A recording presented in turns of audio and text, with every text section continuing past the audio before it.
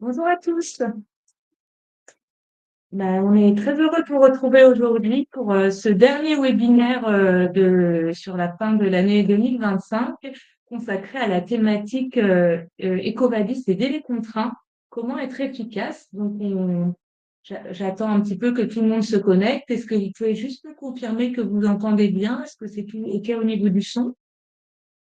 Bonjour à tous, bonjour à tous. Je vois qu'il y a pas mal de personnes qui se connectent encore. On va attendre quelques minutes avant de vraiment démarrer dans le sujet.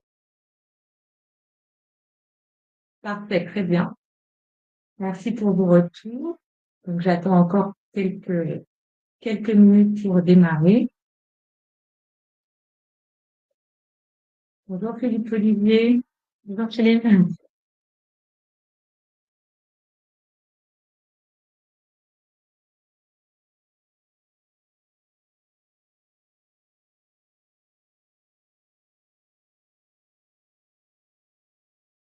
Bonjour Aline.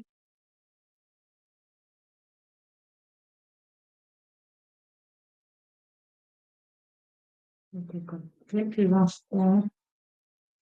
On vient se connecter. Il y a pas mal d'inscriptions aujourd'hui. Peut-être se présenter. On peut commencer les présentations en attendant. Donc là, on est tous les deux membres d'entreprises engagées, cabinet de conseil en RSE. Donc, pour ma part, Jeanne Taravella, responsable du développement, et Solène, qui est notre experte aujourd'hui. Moi, je suis enchantée. Bonjour tout le monde. Je suis donc la responsable du pôle EcoVadis et j'accompagne depuis plusieurs années les entreprises dans leur évaluation EcoVadis. Je suis consultante senior en RSE. Très bien, merci Solène. Je pense qu'on va pouvoir démarrer. Bon, je vais vous présenter également le cabinet pour ceux qui ne nous connaissent pas encore. Donc, comme je vous disais, Entreprise engagée est un cabinet de conseil en RSE qui a 5 ans cette année. On a plusieurs expertises et domaines d'expertise, donc notamment la stratégie RSE, donc de l'élaboration de la stratégie jusqu'à son déploiement opérationnel. La stratégie climat également, avec une expertise sur tout ce qui est bilan carbone, bilan GES, SBTI, CDP. Le reporting de durabilité avec la fameuse CSRD dont on a entendu parler, mais aussi les normes VSME et tout ce qui est matérialité, double matérialité.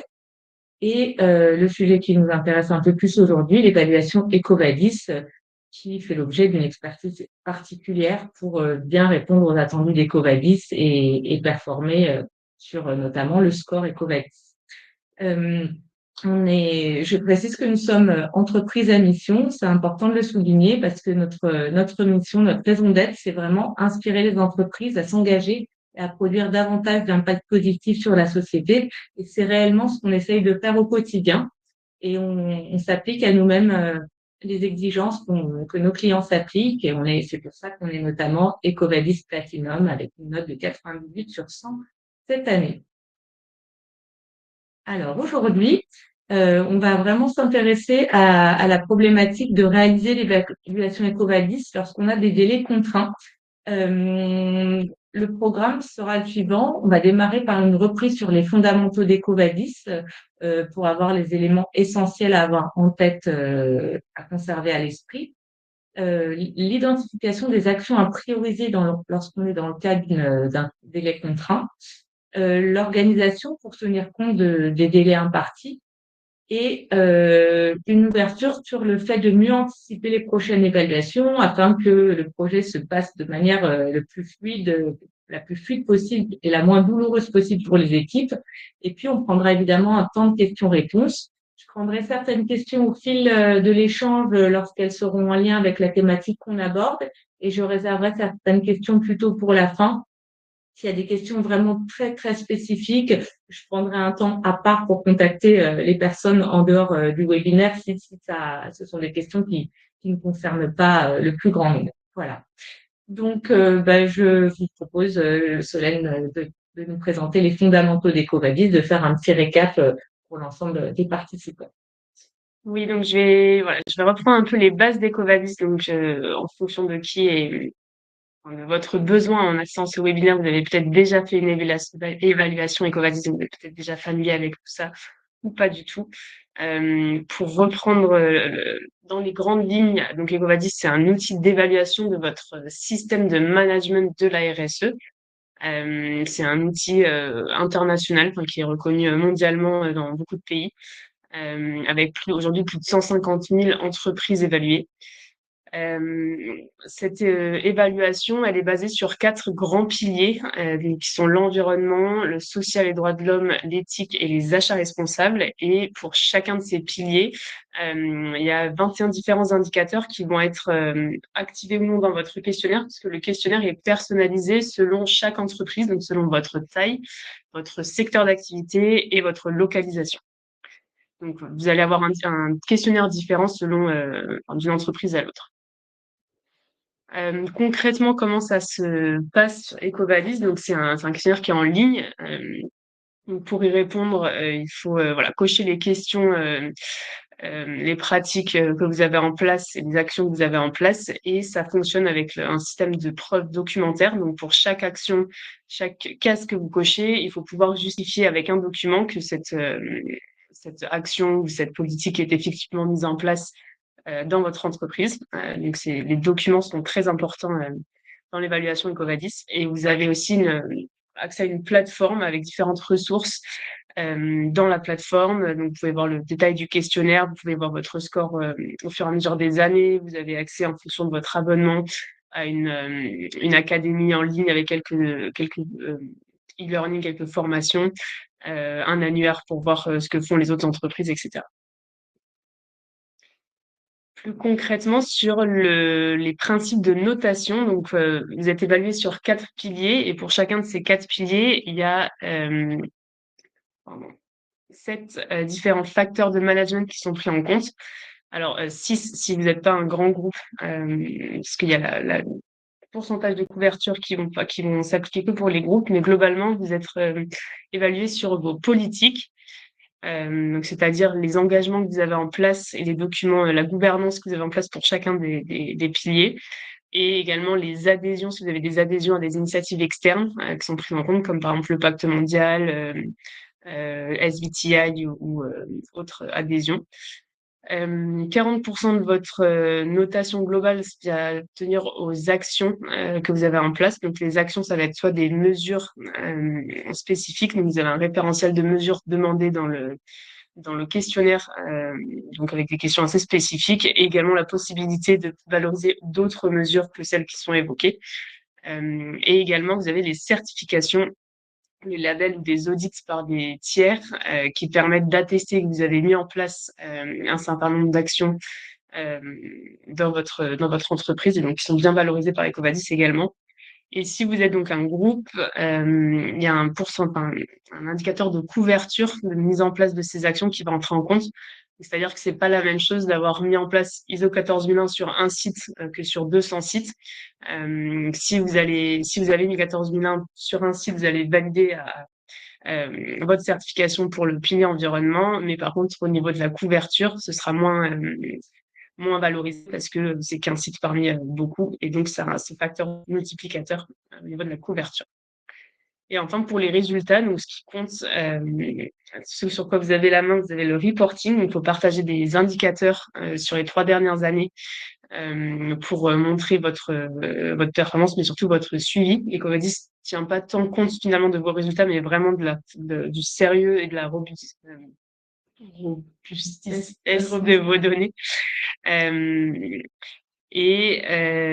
Vous avez également la veille 360 qui entre en compte. Donc ça, c'est un point sur lequel vous n'avez pas vraiment la main. C'est en fait un outil de screening d'EcoVadis. Au moment où vous soumettez votre questionnaire, ils vont vérifier si dans la presse, les différentes décisions de justice, vous avez eu de la bonne presse ou de la mauvaise presse. Et ça prend ainsi en compte les avis des parties prenantes externes. Je fais une petite aparté, j'en profite que tout le monde nous a rejoints n'hésitez pas à nous partager votre contexte par rapport à l'évaluation EcoVadis, si vous anticipez des délais contraints, quelles sont plus précisément vos contraintes, vos problématiques en termes de timing et comment vous anticipez les choses. N'hésitez pas à partager ça dans le chat pour on en sache un petit peu plus et qu'on puisse intégrer cela à notre présentation.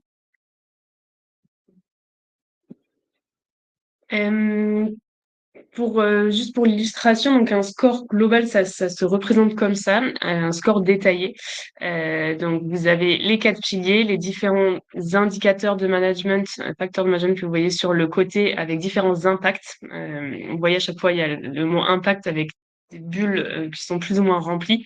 En fait, ça c'est aussi votre questionnaire va être pondéré en fonction de toujours de votre secteur, votre activité, enfin de votre taille et de votre localisation. Et donc, il y a des piliers ou des facteurs qui vont rentrer, peser plus ou moins dans votre notation.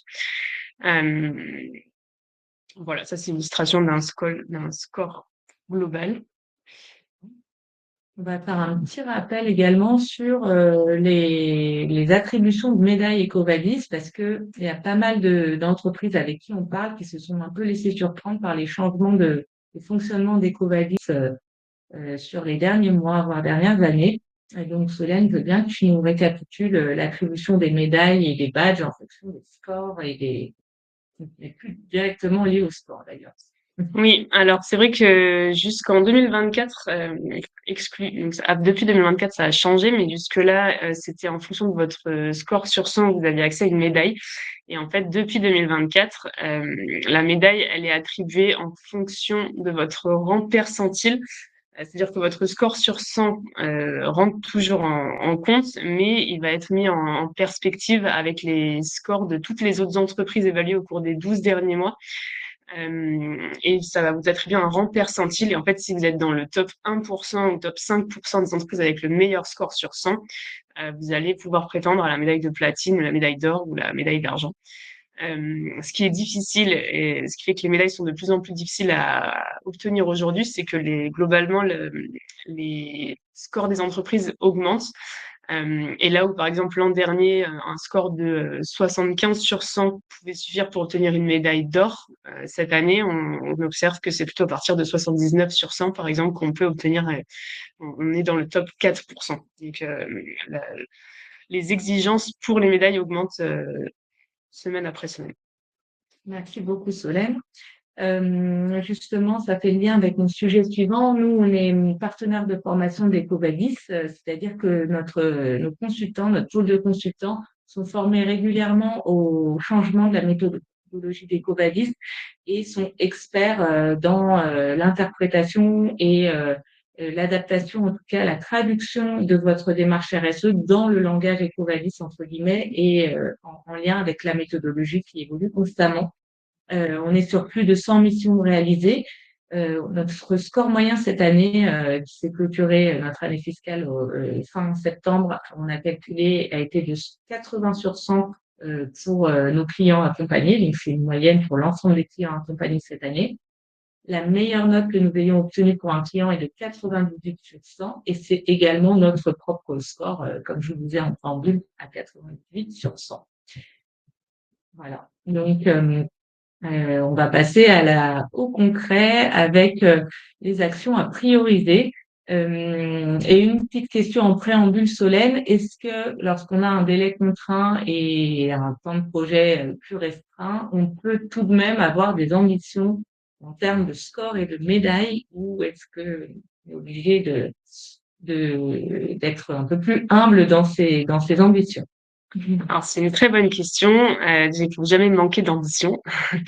Mais ce qui va être important à prendre en compte en fonction du délai, c'est quand même la maturité de l'entreprise et son avancement dans les actions dans la RSE. C'est-à-dire qu'une entreprise qui fait déjà beaucoup de choses, qui a mis en place des actions, qui a une certaine gouvernance, même si c'est pas formalisé, ce sera complètement possible de le valoriser même dans un délai restreint. Par contre, si c'est une entreprise qui ne fait absolument rien, qui est un peu en stade zéro, tout début de mise en place d'actions, c'est difficile sur un délai aussi restreint de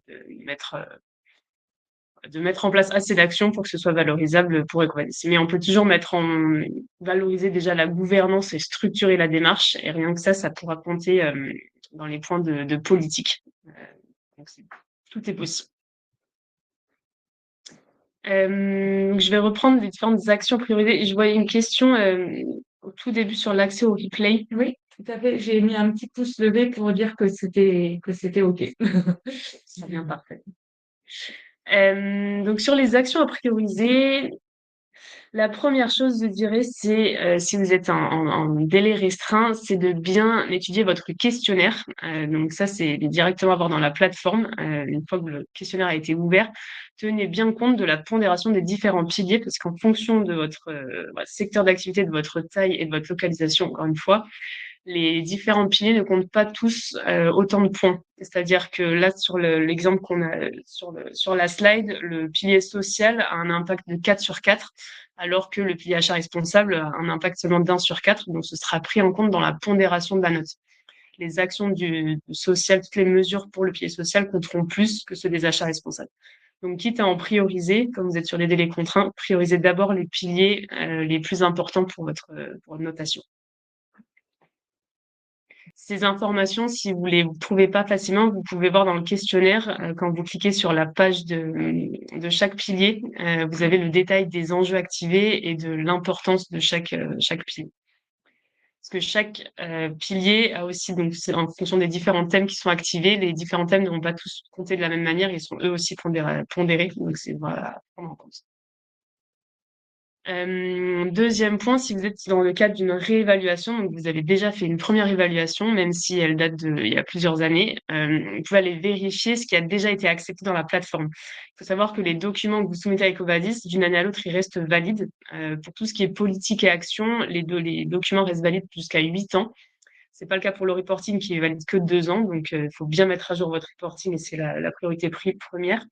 Mais si vous avez des mesures qui avaient déjà été acceptées il y a 2 ans avec des procédures spécifiques, par exemple, qui ont été partagées, il n'y a pas besoin de les repartager chaque année.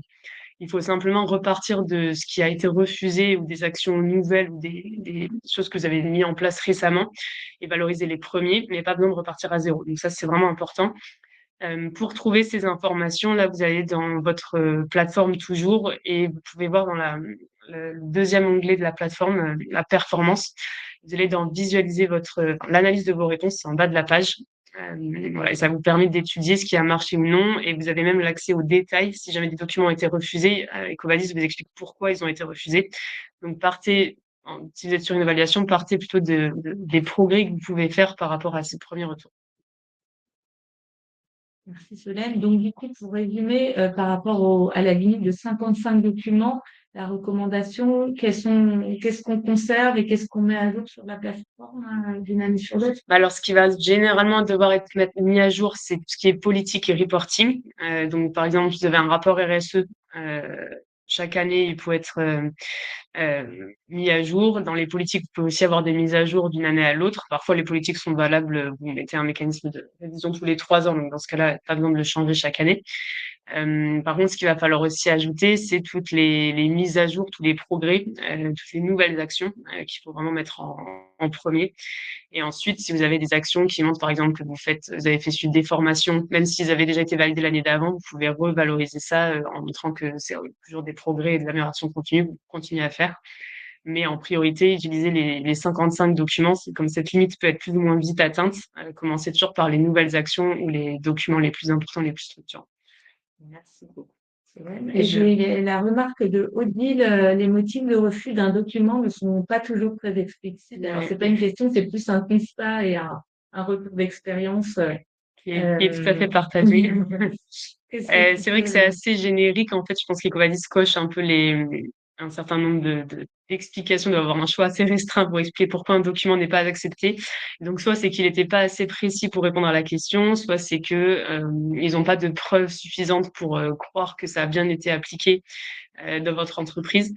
Donc, dans ce cas-là, si c'est refusé, il faut simplement réfléchir à un autre document qui prouverait ça d'une meilleure manière et réfléchir à comment mieux valoriser la chose. Ça arrive aussi que le document soit refusé simplement pour des questions de forme. Un impératif sur tous les documents, c'est de bien faire apparaître le logo de l'entreprise et la date de création ou de mise à jour du document, puisque comme ils sont valides pendant 8 ans, Ecovadis a besoin de voir la date de création, pour pouvoir évaluer ces 8 ans plus tard et faire expirer le document 8 ans plus tard. S'il n'y a pas de date, il risque de refuser tout simplement le document. Merci beaucoup, Solène. On va aussi prendre la question de Stéphane. Faut-il mettre à jour les documents avec des KPIs? Donc, j'interprète la question. Est-ce qu'il faut écraser le document des KPIs ou charger un nouveau document avec des KPIs? C'est une bonne question. Alors, nous, on conseille de toujours conserver les documents des années précédentes dans la plateforme, même s'ils expirent. Alors parfois, vous voyez apparaître dans le questionnaire, le document n'est plus valide, donc vous pouvez juste le supprimer parce que dans tous les cas, il sera plus pris en compte. Mais d'une année à l'autre, vous pouvez quand même laisser les documents apparaître, même si vous en avez des nouveaux, parce que ça permet de montrer les progrès de l'entreprise et de montrer aussi si dans une politique, par exemple, vous aviez un objectif de mettre en place telle action et que ça a été fait l'année d'après, de mettre à jour la suite. Et en tout cas, sur le document lui-même de KPI, c'est vraiment le document le plus important à mettre à jour chaque année. Donc, de produire un nouveau document avec la nouvelle année qui a été écoulée, tout en conservant les années précédentes. Il faut bien que ce soit sur 3 ans d'affilée consécutive. Oui, la règle, c'est vraiment les 3 ans qu'il faut garder en tête. C'est le plus important à avoir à l'esprit quand on parle de KPI. Tu vois, correct. Tout à fait. J'avance sur la troisième action à prioriser. Alors, je dirais que si vous êtes sur des délais contraints, donc tout dépend si on parle de 3 semaines, un mois ou de 3 mois, hein, on n'a pas la même notion de délai contraint. En tout cas, ce qui est certain, c'est que si vous êtes vraiment sur des délais courts, il y a des actions qu'il faudra tout simplement écarter. Et je pense à toutes celles qui prennent du temps à mettre en place, donc les certifications en particulier. On ne peut pas se faire certifier en 3 mois, ça prend vraiment du temps. Donc ça, c'est tout simplement voilà, les mettre de côté, se dire bon, bah, cette année, j'ai pas le temps, j'ai pas le choix. Je vais me concentrer sur les autres facteurs de management. La même chose pour les adhésions. Souvent, il y a des délais quand même de mise en place de l'adhésion, du partenariat. Et en fait, si vous il suffit pas juste de payer votre adhésion pour devenir membre. Souvent, il faut attendre que l'association en question vous valide, vous mette sur les listes. Et en fait, si c'est pas le cas au moment de la soumission du questionnaire, ce sera pas reconnu par Ecovadis quand ils analyseront les résultats. Donc, ça sert à rien de vous lancer dans ces projets-là, on va dire. Si c'est pour le valoriser pour Ecovadis, faites-le si ça vous permet de structurer votre démarche RSE, bien sûr, mais ça sera difficile d'avoir les résultats pour un délai si court. Oui. Alors, ISO, Pacte mondial, SBTi, c'est clairement hors délai. Est-ce qu'il y a quand même certaines adhésions qui sont jouables dans un délai plus court ou aucune? Enfin, vraiment, si on parle d'une adhésion sur un mois, j'en ai pas en tête. Après, il y a des actions ou des adhésions qui mettent 1 à 2 mois, comme la charte de la diversité, la charte RFA, relations fournisseurs, achats responsables, où eux vont vous expliquer, en fait, c'est au moment où vous faites le paiement, vous avez juste à signer la charte et dans ce cas, ça va plus vite. Alors, la charte RFA, ça prend quand même plutôt 2 mois. Mais voilà, il y a des adhésions qui sont plus rapides que d'autres, en effet. Et le pacte mondial, si vous leur écrivez, ils peuvent aussi être plus ou moins réactifs. Vous pouvez par accélérer en expliquant que vous avez votre deadline Ecovadis et que vous avez besoin d'un document qui atteste et d'accélérer un peu l'adhésion. Parfois, ça fonctionne. Mais voilà, j'aurais plutôt tendance à mettre de côté ces actions-là si vous êtes sur vraiment un délai contraint. On va prendre la question de Fernand, un petit clin d'œil, Fernand, parce qu'on s'est vu en rendez-vous cette semaine, donc je suis contente de vous retrouver sur ce webinaire. Quelles sont les principales adhésions reconnues et véritablement valorisées par Ecovadis particulier? Alors, il y en a beaucoup. Ecovadis a d'ailleurs partagé récemment dans un document sur les critères méthodologiques un ensemble d'adhésions avec le nombre de points précis qui sont reconnus. Si vous voulez nous écrire, on pourra vous envoyer le document. Sinon, vous devez pouvoir le trouver sur leur site. Le plus connu, on va dire, et le plus facilement valorisable, c'est le pacte mondial. Je vais essayer de vous chercher ce document. Je sais pas si je peux l'accéder tout de suite. Vous pouvez nous écrire et on vous le fera suivre par mail. Le pacte mondial, il va être valorisé sur l'ensemble des piliers, donc c'est pratique puisque vous gagnez 75 points sur le pilier social et le pilier environnement et 50 points sur les achats et l'éthique. Mais en effet, ça coûte cher. Donc voilà, il faut pas le faire que pour Ecovadis, bien évidemment. Et en prendre en compte également qu'une adhésion, c'est qu'une toute petite partie de la notation finale. Donc c'est pour ça que c'est pas du tout à prioriser. Hein. Je reviens sur le slide précédent. Les adhésions, on est que sur 5% de la note finale. Donc pour nous, c'est vraiment pour ça aussi que c'est pas quelque chose à prioriser. Mais voilà, ça permet quand même de faire gagner quelques points. Mais pour moi, c'est plutôt une action qui doit venir après avoir déjà bien structuré sa démarche. Sinon, si vous voulez des adhésions plus rapides dans la charte de la diversité, qui vous permet de gagner 50 points sur le pilier social, vous avez une adhésion qui dépend de votre taille. Et vous avez aussi la charte RFAR, donc Relations fournisseurs achats responsables, elle est gratuite. Alors, est-ce que ça revient à s'acheter des points? Est-ce que c'est du greenwashing? C'est une bonne question, Hélène. En fait, c'est adhérer à une initiative plus globale. Il y a certaines initiatives pardon, qui sont gratuites. Le but, c'est simplement de constituer un collectif et d'aller appuyer certaines actions, d'adhérer à des chartes. Et en fait, c'est des engagements que prennent les entreprises pour pousser des sujets. La question derrière, c'est est-ce que vous allez vraiment mettre ça en place dans votre entreprise? Est-ce que vous allez appuyer et pousser pour que les chartes soient connues, reconnues et respectées? Ou est-ce que c'est en effet vraiment juste pour gagner des points pour EcoVadis? Tout dépend vraiment de l'utilisation que vous en faites. Je poursuis sur les actions à prioriser. Donc, comme il y a des choses à ne pas prioriser, comme les certifications ou les adhésions, ce sur quoi il faut vraiment mettre l'accent, qui seront les premières choses à valoriser, c'est les politiques et le reporting. Et je vous ai remis ici le détail du score. Donc, le reporting, c'est vraiment ce qui va permettre de valoriser la partie résultat. Donc, c'est un document de KPIs que vous pouvez faire apparaître sinon dans votre rapport RSE, par exemple. C'est la meilleure pratique.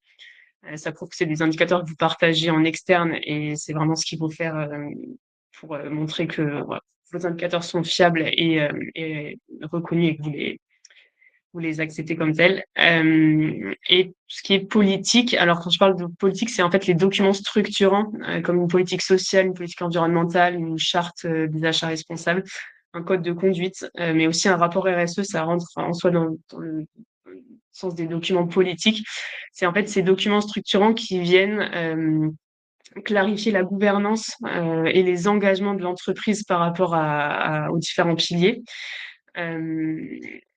Et dans ces politiques, ce qui est intéressant, c'est que non seulement vous pouvez donc mettre tous vos objectifs à l'intérieur, et c'est ça qui va vraiment driver votre démarche RSE, faire apparaître des objectifs quantitatifs. Ça, c'est vraiment très important pour augmenter votre score de politique. C'est vraiment un impératif demandé par EcoVadis. Donc, faire apparaître des objectifs chiffrés selon les piliers et selon les thèmes activés par pilier. Est-ce que tu pourrais nous donner un exemple concret d'objectifs D'objectifs qui pourraient quantitatifs. être posés pour une entreprise Bien sûr, par exemple, je prends l'exemple dans une politique Mhm. sociale, si on a un enjeu sur la santé et la sécurité, en fait, ce qui est demandé par EcoVadis, c'est dans une politique par rapport à des objectifs qualitatifs, donc c'est plus des grands engagements. L'entreprise s'engage à instaurer une culture de santé, sécurité au travail, safety first. C'est un peu pareil dans les grandes lignes et assurer que l'entreprise s'engage sur ces sujets-là. Et à côté de ça, mettre des objectifs quantitatifs, donc chiffrés dans le temps avec une action mesurable. Et ça va être, par exemple, mettre à jour annuellement le document unitaire d'analyse des risques. Ça, c'est une obligation légale pour beaucoup d'entreprises. Former les collaborateurs au premier secours ou à tel souci pour la santé mentale, etc. Donc, c'est des actions vraiment plus spécifiques qu'on peut mesurer et c'est très important d'ajouter d'ici 2027, d'ici Q2 2028. Et vous mettez les délais que vous voulez, mais en tout cas, il faut les délimiter dans le temps. Et c'est ça qui va montrer que vous avez en fait une démarche structurée. Selon les différents enjeux, vous avez fait le point sur là où vous voulez être dans les prochaines années. Et c'est ça qui va vraiment être valorisé par EcoVadis. On a une question de Frédéric qui est en lien direct avec le sujet. L'absence d'objectifs quantitatifs dans les politiques est-elle pénalisante même si les KPI sont suivis? Ça va vous pénaliser sur le score des politiques. Si vous suivez vos KPIs, vous allez avoir un bon score d'indicateur, mais pas au niveau des politiques. Je remets le détail du score ici. Donc, sur la première ligne, si vous n'avez pas d'objectif quanti, vous ne serez jamais à 100 sur 100. Par contre, vous pouvez être un bon score sur le reporting. Et encore sur le reporting, ce qui est difficile, c'est que pour les entreprises à partir des tailles S, donc à partir de plus de 25 salariés, EcoVadis a des exigences vraiment spécifiques, notamment le fait que les tableaux d'indicateurs soient alignés sur des normes de reporting internationales. ou validé par un tiers pour qu'on puisse passer la barre des 50. Donc, c'est quand même plus compliqué d'avoir un bon score de reporting. Et ce que je recommande, sinon, si vous avez un tableau de reporting qui est structuré, c'est de vous ajouter aussi une colonne objectif dans vos différents indicateurs après avoir mis année 2023, 2024, 2025, mettre en 2030 et où est-ce que vous souhaiteriez y être, quels indicateurs espériez-vous avoir en 2030, par exemple. J'insiste aussi sur les politiques. Vous pouvez y glisser formaliser dans les politiques des actions mises en place.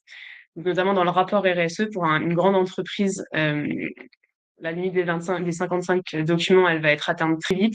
Si vous utilisez que des petits documents pour justifier chaque petite action, chaque action qui est demandée, il y a bien plus de 55 actions et 55 questions dans le questionnaire EcoVadis. Donc, vous pouvez pas prendre un document, une preuve pour chaque question.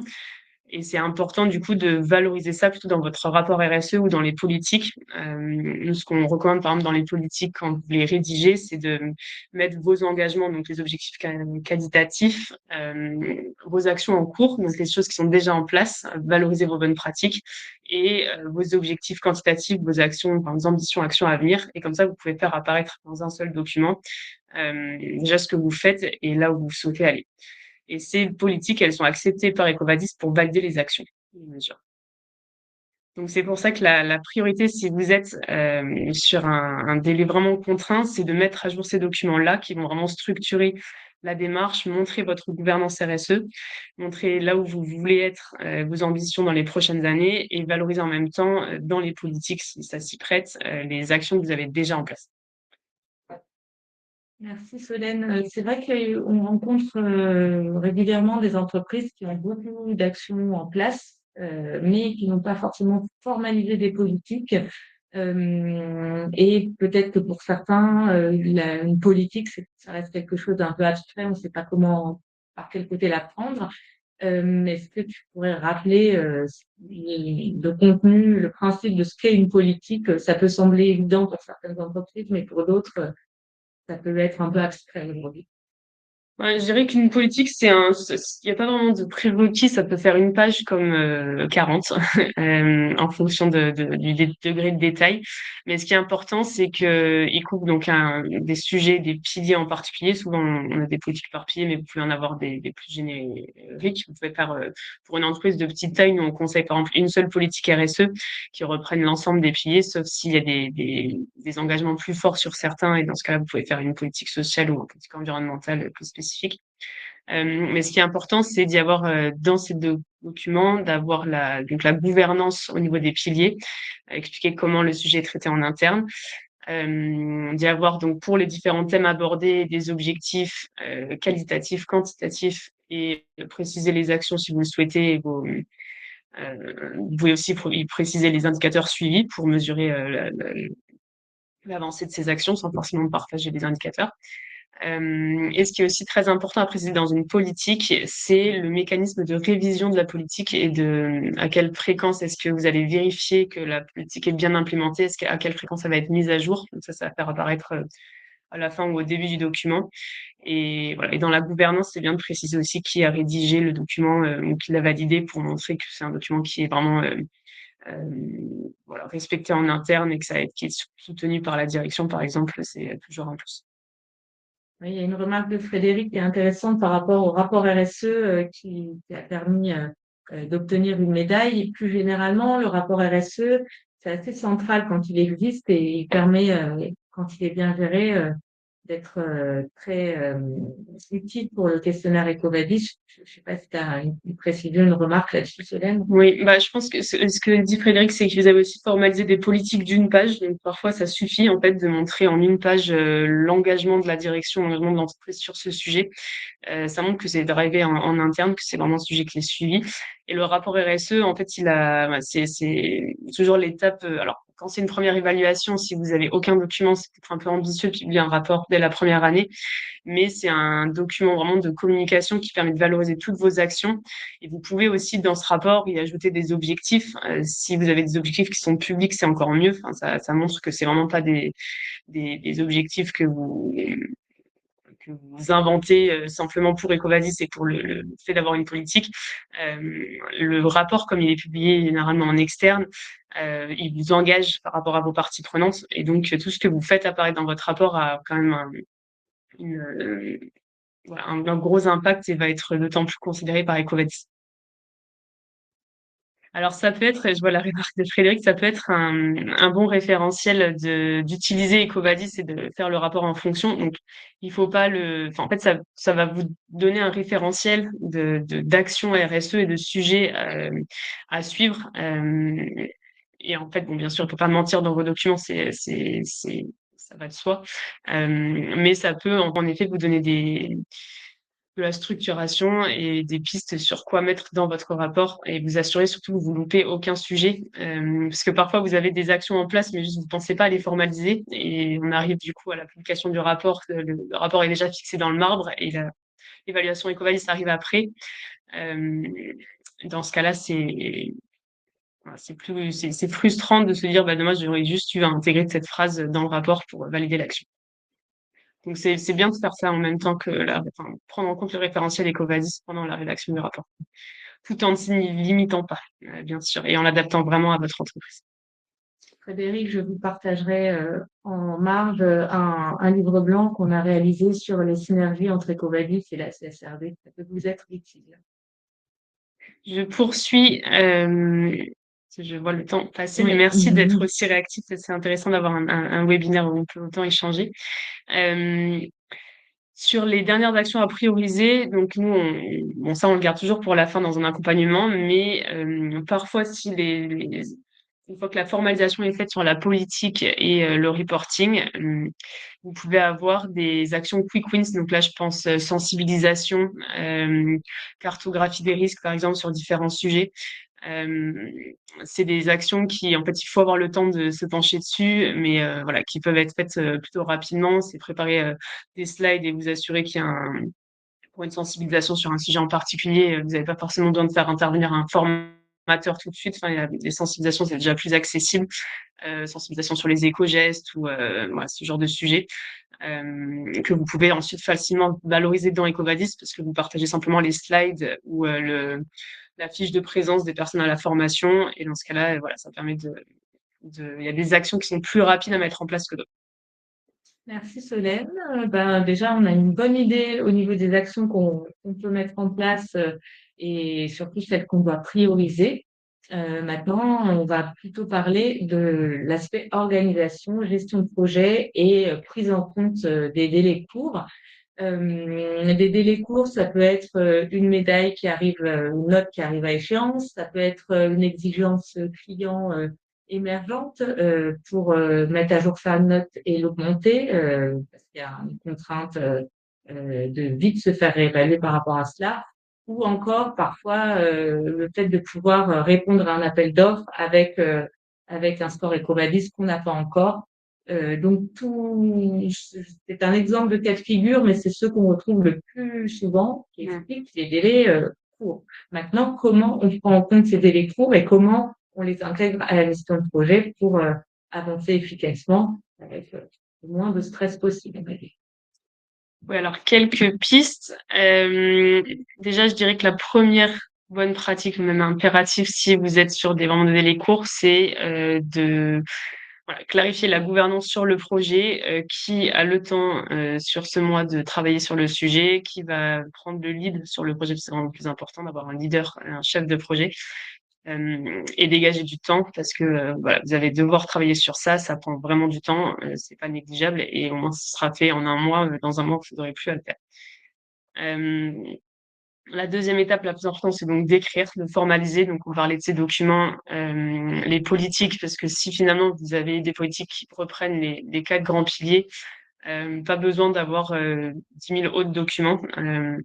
Alors, on formalise bien sûr que les actions que vous avez déjà en place. Donc, c'est pour ça que c'est en effet plus facile si vous êtes déjà avec une certaine maturité dans vos actions RSE. C'est pas toujours le cas, mais en tout cas, ce que vous avez d'existant, il faut donc juste formaliser ça dans des documents structurants.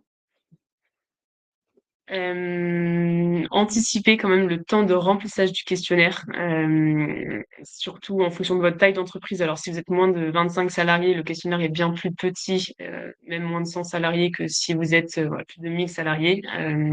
Pour une entreprise de taille M ou taille L dans Ecovadis, il y a énormément de questions. Ça peut vraiment prendre du temps. Nous, on bloque parfois 2 jours entiers pour répondre au questionnaire pour un client.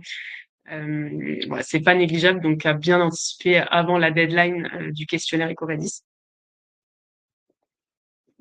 Et ce qui est aussi important à savoir, c'est que si vous mettez la pression par rapport à votre échéance dans le questionnaire EcoVadis, vous avez la possibilité quand même de le décaler directement dans la plateforme.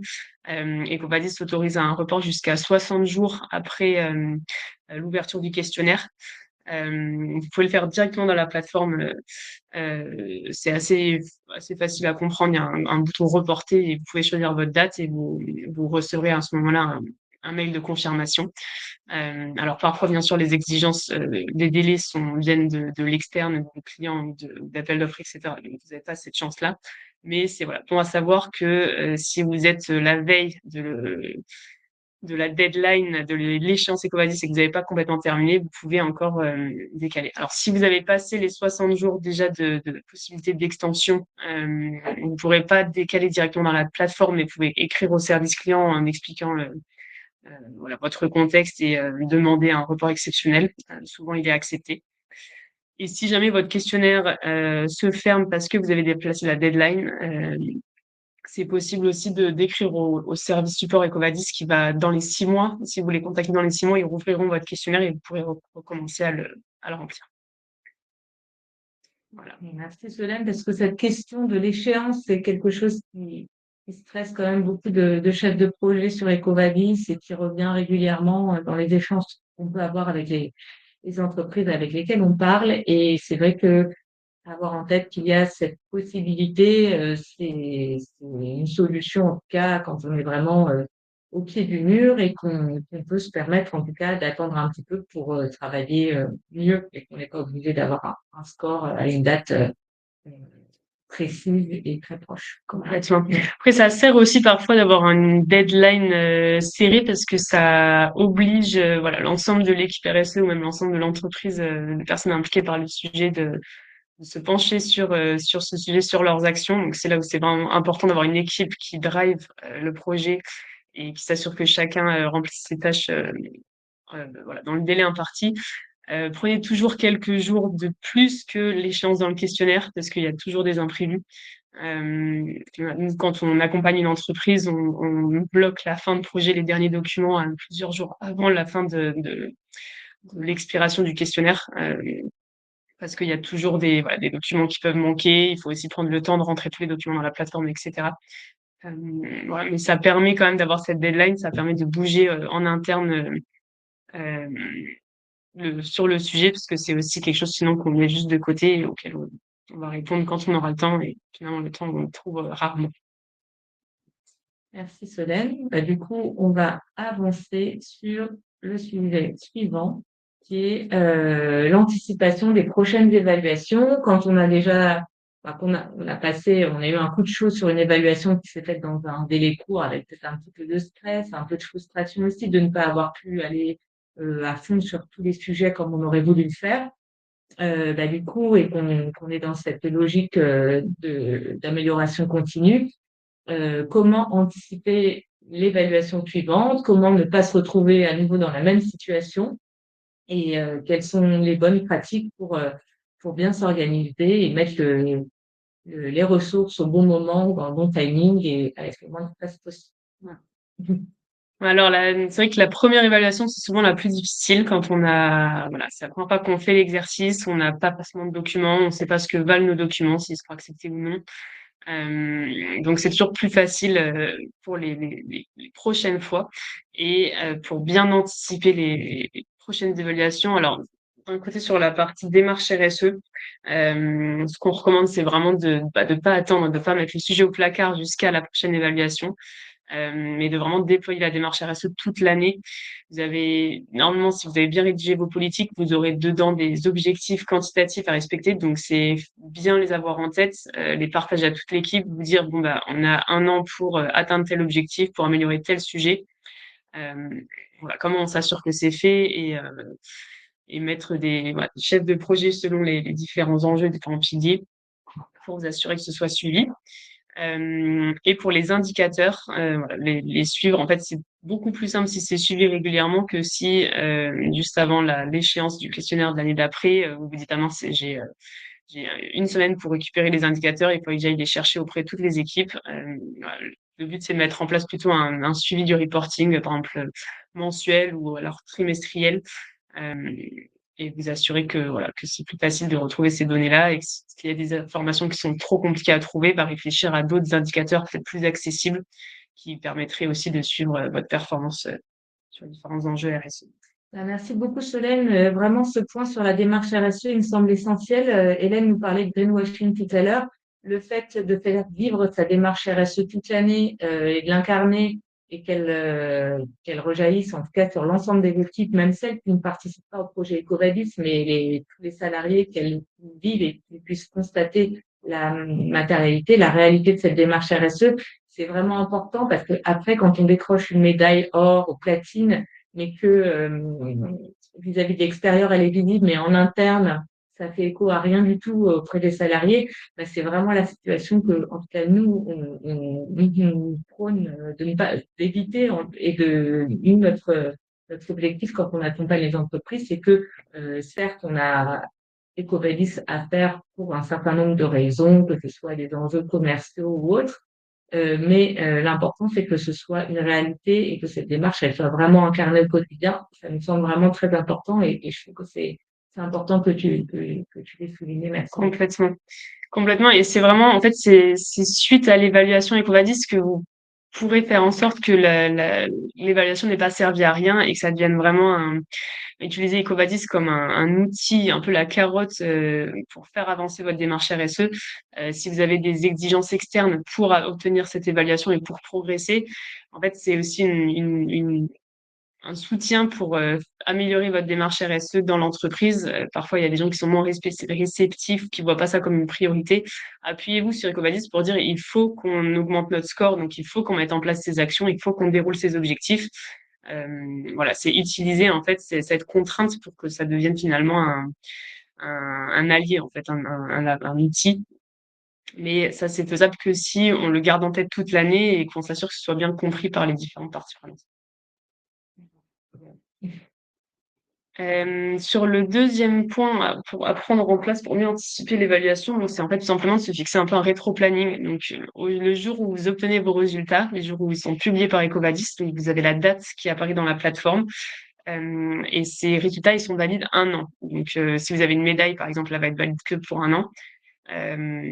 Souvent, les entreprises veulent renouveler la médaille, donc soit un peu avant l'expiration de la médaille, soit juste au moment de la médaille, de l'expiration. Donc, c'est voilà, réfléchir à quand est-ce que, si quand vous comptez vous faire réévaluer, est-ce que vous avez besoin que la médaille soit toujours à jour et dans ce cas-là, bah, anticipez bien le temps de projet et le temps d'analyse par EcoVadis qui peut prendre entre 4 à 8 semaines pour obtenir vos résultats avant l'expiration de vos résultats de l'année passée, et dérouler en fait un rétro-planning par rapport à tout ça. Voilà, c'est bien de garder ça en tête. Est-ce qu'on peut prendre la question d'Hélène sur le barème des points par pilier, peut-être revenir sur cet aspect-là des choses? Oui, à ça, vous avez le détail directement dans le questionnaire, dans la plateforme en ligne. Si vous cliquez dans le détail, donc vous allez avoir les différents piliers qui s'affichent et il faut cliquer sur la page du pilier.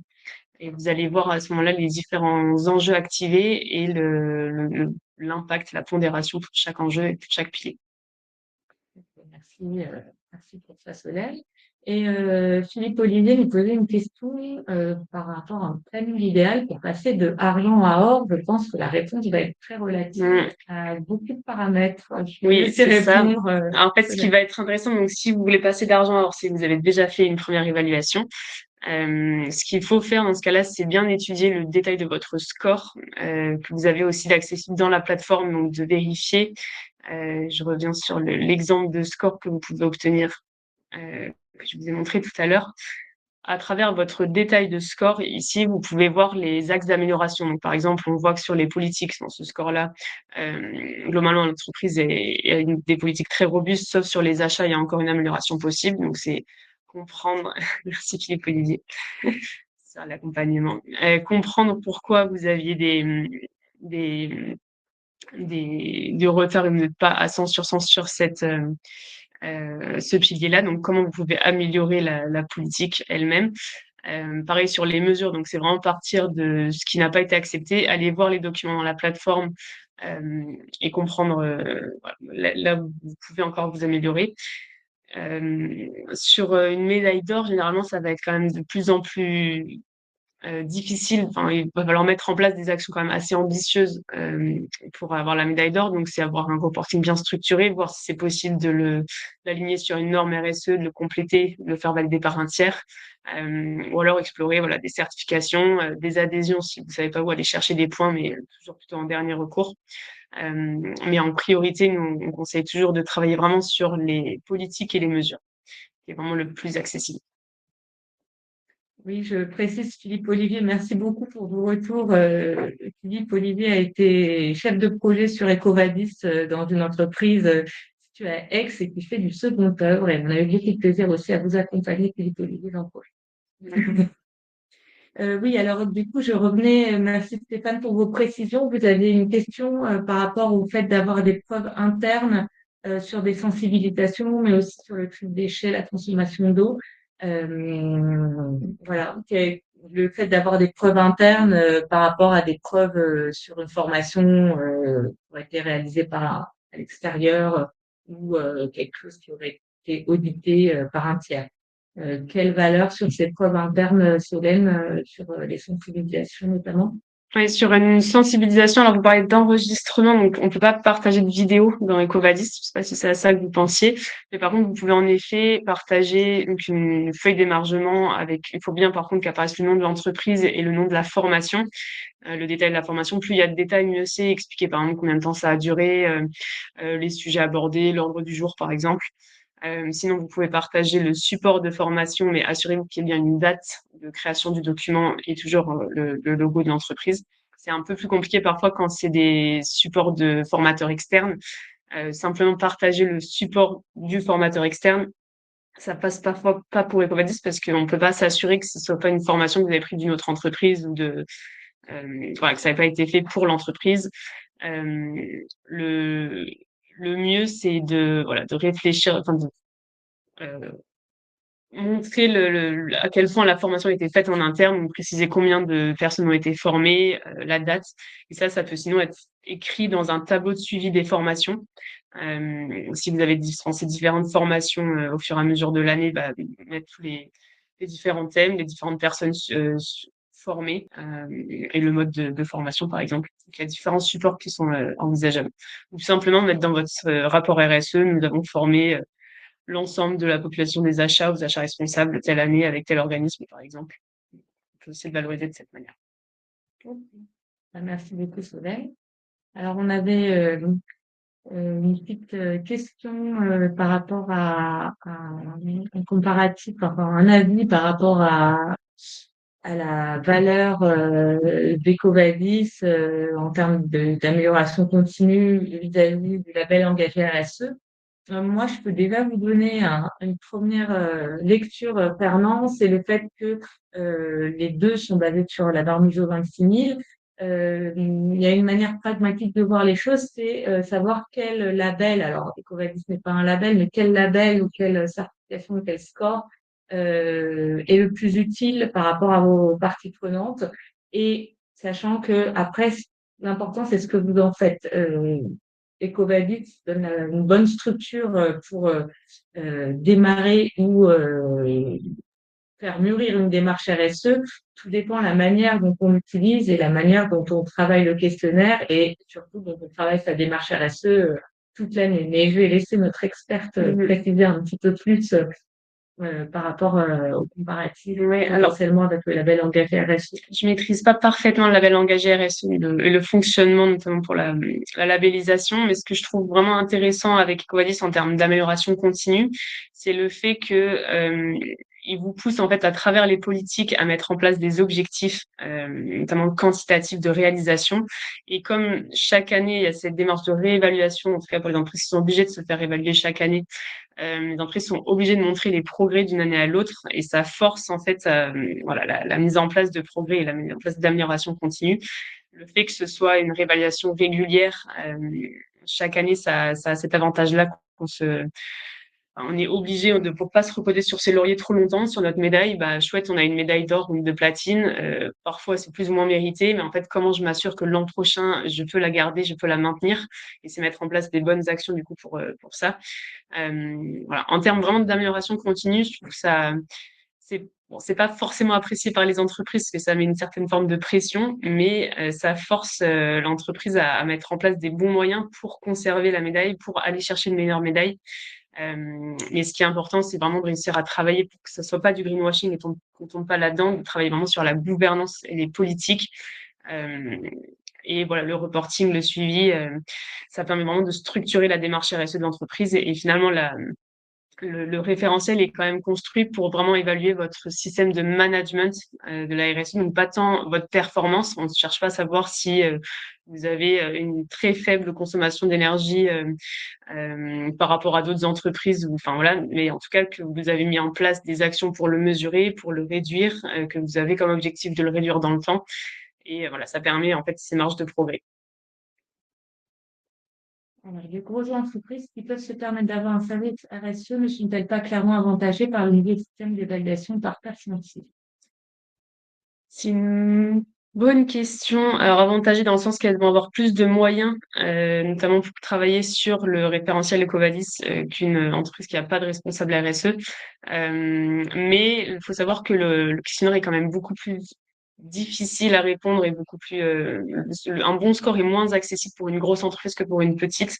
Notamment, on a publié un article récemment sur les entreprises de taille XS, donc de moins de 25 salariés, et qu'on va dire ça a vraiment adapté sa méthodologie pour bien encourager les entreprises de petite taille et mieux valoriser leurs actions voilà, anticiper le fait qu'ils ont beaucoup moins de moyens que des grosses entreprises. Pour une grande entreprise, en fait, ce qui va être difficile à remplir, par exemple, c'est le côté couverture.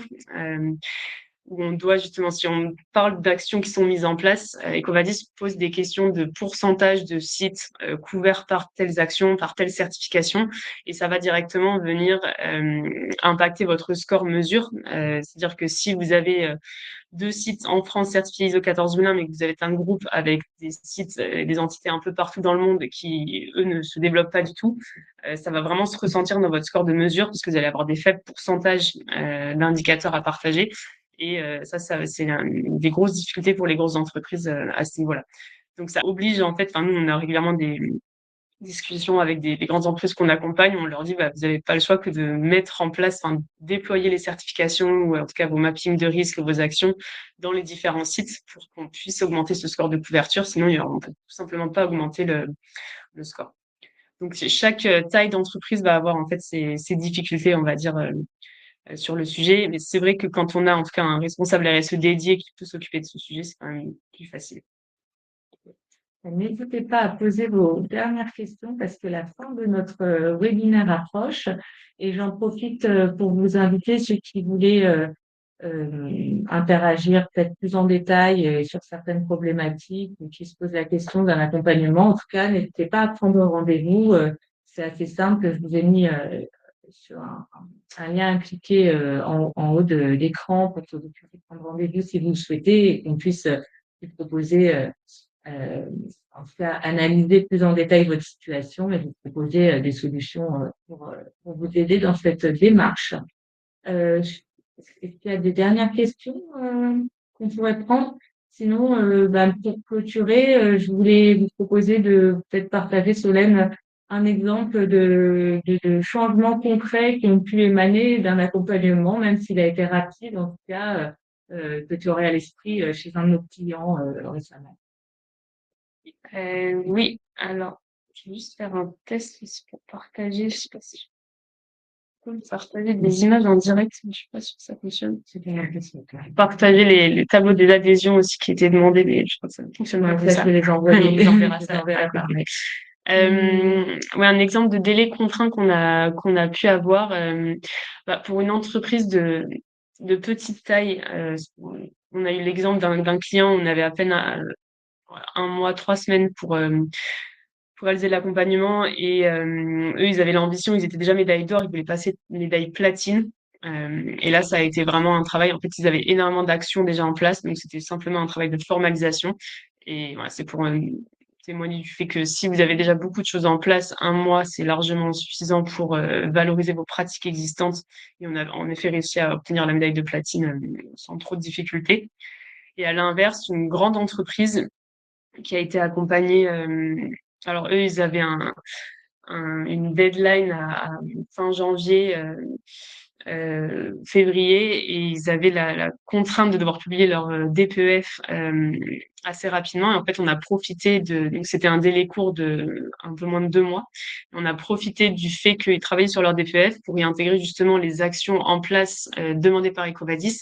Et ça a permis de gagner énormément de temps de formalisation, de pouvoir intégrer directement, comme on parlait tout à l'heure, de faire le rapport RSE en fonction d'Ecovadis, en fait, d'intégrer les différentes actions déjà en place dans votre rapport pour vous assurer que vous avez simplement les bonnes mentions dans les documents qui sont officiels comme ça.